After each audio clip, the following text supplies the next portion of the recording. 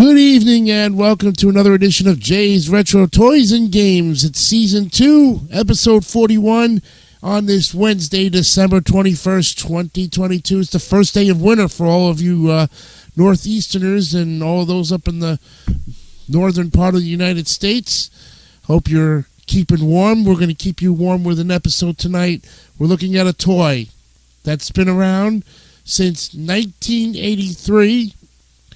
And it was a line of dolls and accessories first founded and designed by Chris Wiggs in 1983, licensed by Bluebird Toys from 1989 until both entities and properties were acquired by Mattel in 1998. We're looking at the tiniest little things, but they were so cute that every girl wanted it, next to a Barbie doll. We're looking at Polly Pocket tonight on Jay's Retro Toys and Games.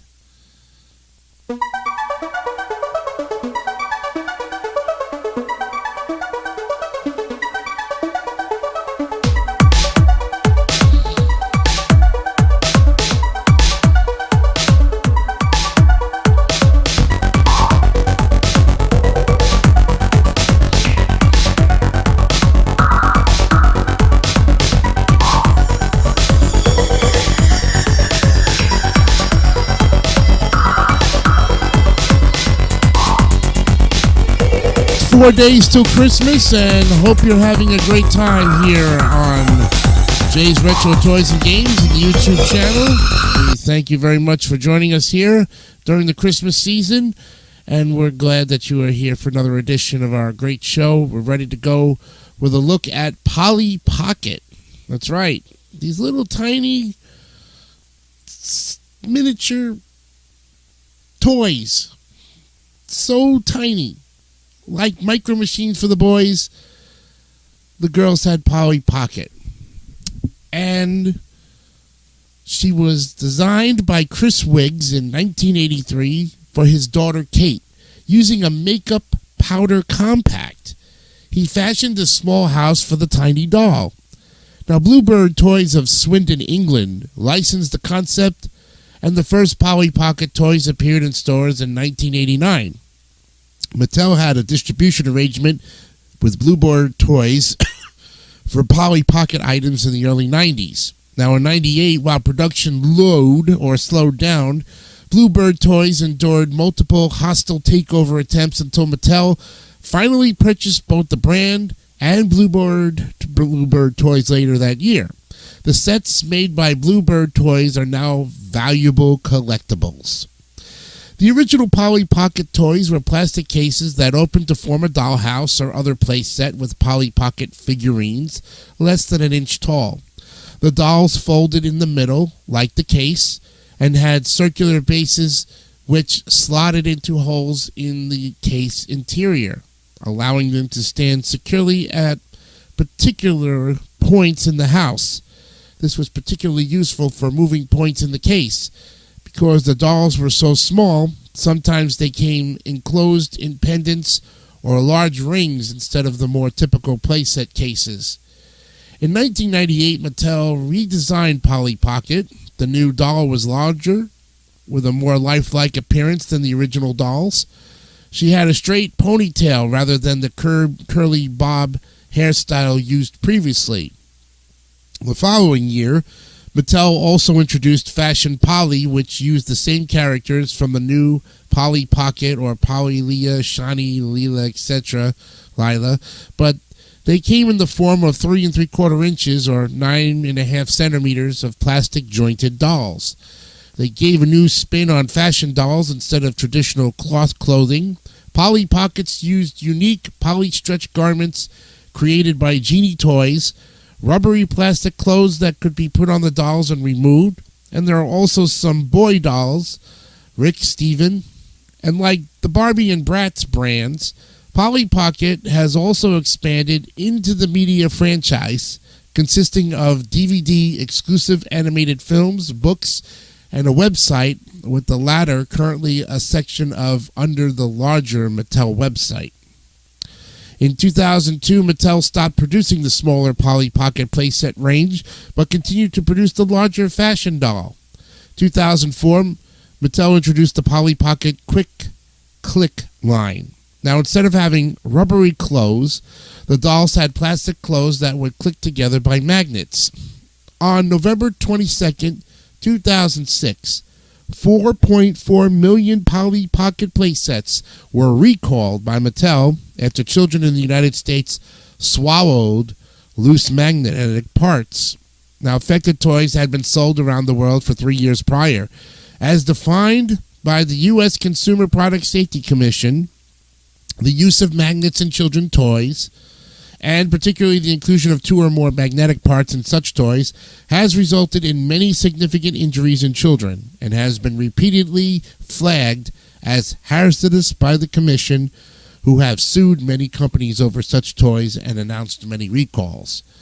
Mattel relaunched Polly Pocket in 2010 by making further changes to the dolls, including increasing feet size, head size, and leg size. And although the height remains approximately the same, however, fan reactions were mixed. It also introduced the croutons, which are inanimate animal hybrids. In 2012, Polly Pocket toys were discontinued in the U.S. but remained available in Europe and South America. The brand dwindled, eventually only being sold in Brazil, and the dolls would continue to be sold exclusively in Brazil until the brand's 2018 reboot. February 12, 2018, Garrett Sander announced on his Instagram page that Polly Pocket would be making a comeback. The new toys are miniature dolls and playsets like the original 90s Polly Pocket, rather than the larger fashion Polly. However, they are slightly larger than the original 90s version, and rather than slotting into holes in the case, the new Polly is made of a flexible plastic that sticks to certain surfaces, but also bends so she can sit in a chair. In addition to the reboot in 2018, Hot Topic and unique vintage clothing brands have created merchandise inspired by the vintage Polly Pocket brand, including handbags, makeup, and clothing items for adults. So here are a list of the characters who appeared in the Polly Pocket media franchise. You have Polly Pocket, the title character with light-toned skin, blonde hair, and light blue eyes. She is described as being very confident, cool, friendly, optimistic, adventurous, resourceful, and loyal. She loves having fun, adventures, and importantly, friends. She has many hobbies such as skateboarding, water skiing, snowboarding, shopping, playing music, and singing. Polly has a fun and cool fashion style. Voiced by Tegan Moss, Susan Thorpe, and Emily Tennant, Shawnee Smith is another. The Polly Pocket is voiced by Tegan Moss, Susan Thorpe, and Emily Tennant. Now, Shawnee Smith is a dark-toned skin, dark brown hair, and brown eyes. She is described as being intelligent and creative. Shawnee is a technical genius who loves taking things apart to see how they work, as well as a proficient inventor. She loves gadgets, such as MP3 players and headphones. Shawnee has an urban fashion style. Voiced by Chiara Zani, Erin Fitzgerald, and Kazumi Evans, and Sharandler Estrada. Then you have Lila Draper. She's a pale-toned skin, brown hair, and light purple eyes. A later strawberry blonde hair and blue eyes, then a redhead and green eyes. She is described as being sweet and fashionable. Lila is a fashionista who loves to go shopping for the latest styles, trends, and accessories. She is also best friends with Chrissy, as well as a talented dancer. Lila's fashion style is a glam, and she's of Scottish ancestry. She's voiced by Brittany Wilson, Kate Higgins, and Shannon Chan Kent. Then the formers, you had Leah, Chrissy, Rick, Todd, and Kirsty. Then you had some films. Polly Pocket Lunar Eclipse, Polly Pocket 2, Cool at the Pocket Plaza, Polly World, Untitled Polly Pocket Film. There's also a web series and a TV series. Playset characters. Other toy lines.